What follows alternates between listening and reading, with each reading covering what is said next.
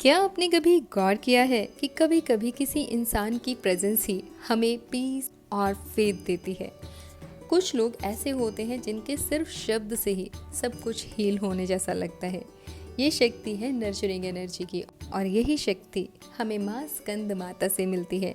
नवरात्रि के 5वें दिन माँ स्कंद माता की पूजा होती है। वे भगवान कार्तिकेय यानी स्कंद की माता हैं और उन्हें अपनी गोद में लिए हुए हैं। उनका स्वरूप हमें यह संदेश देता है कि नर्चरिंग एंड करुणा सबसे बड़ी शक्ति है। माँ स्कंद माता केवल अपने पुत्र ही नहीं बल्कि अपने भक्तों की भी उसी मातृत्व भाव से पोषण करती हैं।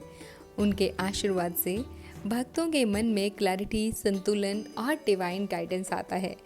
भगवान श्री कृष्ण अध्याय 15 के श्लोक संख्या 7 में कहते हैं, ममे वंशो जीवलोके जीवभूतम सनातनम, अर्थात हर जीवात्मा मेरा ही अंश है। यानी जब हम दूसरों को प्रेम और आशीर्वाद देते हैं तो असल में हम उस डिवाइन एनर्जी को पोषित कर रहे होते हैं।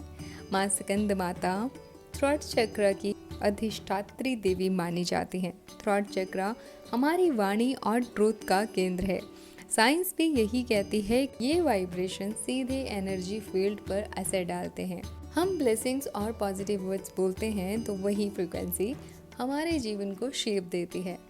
आज की मैनिफेस्टेशन है, हमारे अफर्मेशन सीड्स हैं। नर्चरिंग वर्ड वाइब्रेशन बनकर यूनिवर्स तक जाते हैं और वही वाइब्रेशन रियलिटी में वापस लौटते हैं। इसीलिए माँ स्कंद माता हमें ये सिखाती हैं कि अपने शब्दों को आशीर्वाद बनाओ, क्योंकि वही तुम्हारे सपनों को मैनिफेस्ट करते हैं।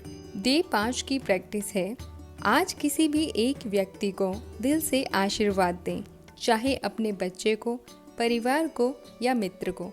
फिर स्वयं के लिए अफर्म करें, मेरे शब्द नर्चरिंग और क्रिएटिव हैं, मेरी वाणी मेरी इच्छाओं को साकार कर रही है।